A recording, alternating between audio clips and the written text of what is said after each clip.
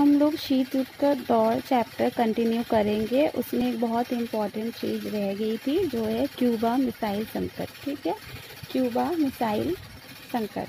आज हम आप लोगों को ये बताएंगे कि क्यूबा मिसाइल संकट क्या होता है।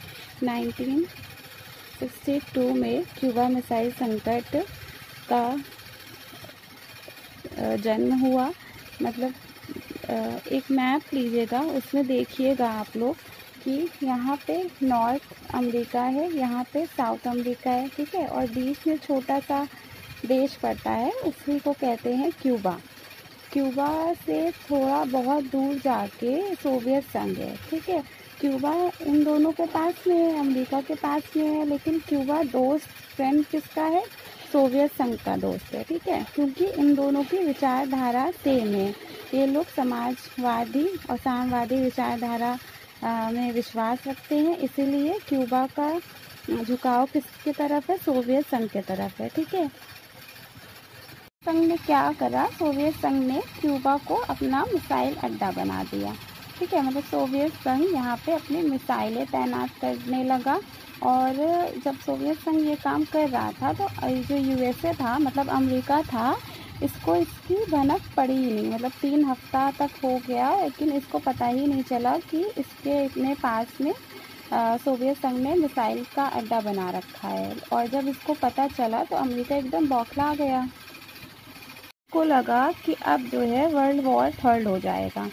ठीक है, उस वक्त सोवियत संघ के जो नेता थे वो थे निकिता खुर्शेन, और क्यूबा के जो नेता थे वो थे फिडेल कास्त्रो। ठीक है, और अमेरिका के जो नेता थे वो थे जॉन एफ कैनेडी। ठीक, तो लेकिन उस वक्त मतलब इसको जो है क्यूबा मिसाइल संकट को कोल्ड वॉर का मतलब शीत युद्ध का चरम बिंदु कहा जाता है। ठीक है,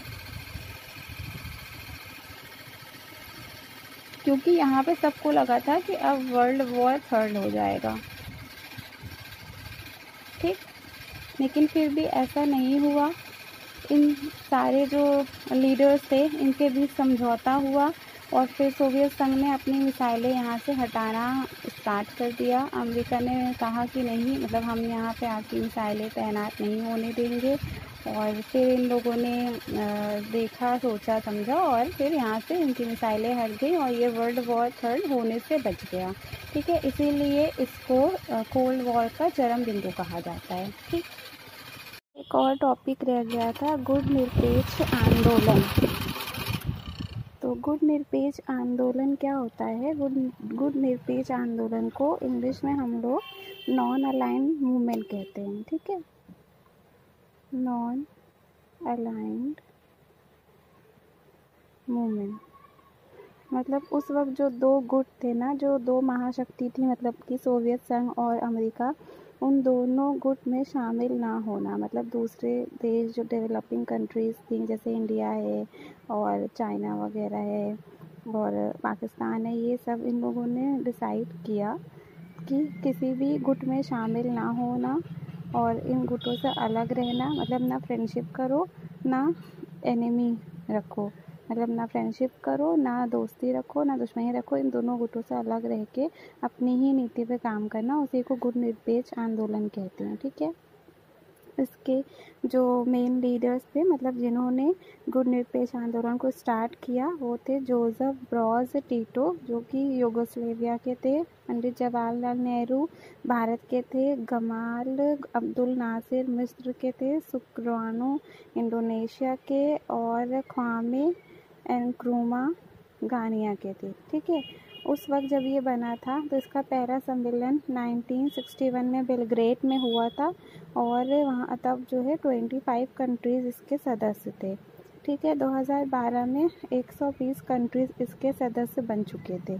ठीक, बस इतना ही समझ लो कि गुट निरपेक्ष याद कर लो, उसकी डेफिनेशन, और बस इतना काफ़ी है। देखो, गुटनिरपेक्ष आंदोलन में सम्मिलित अधिकांश देश क्या थे? विकासशील देश थे, ठीक है, जिनके समक्ष प्रमुख चुनौती अपने देश का आर्थिक विकास करना थी। विकासशील देशों ने दोनों गुटों से अलग रहने के लिए नवीन अंतर्राष्ट्रीय आर्थिक व्यवस्था की स्थापना पर बल दिया।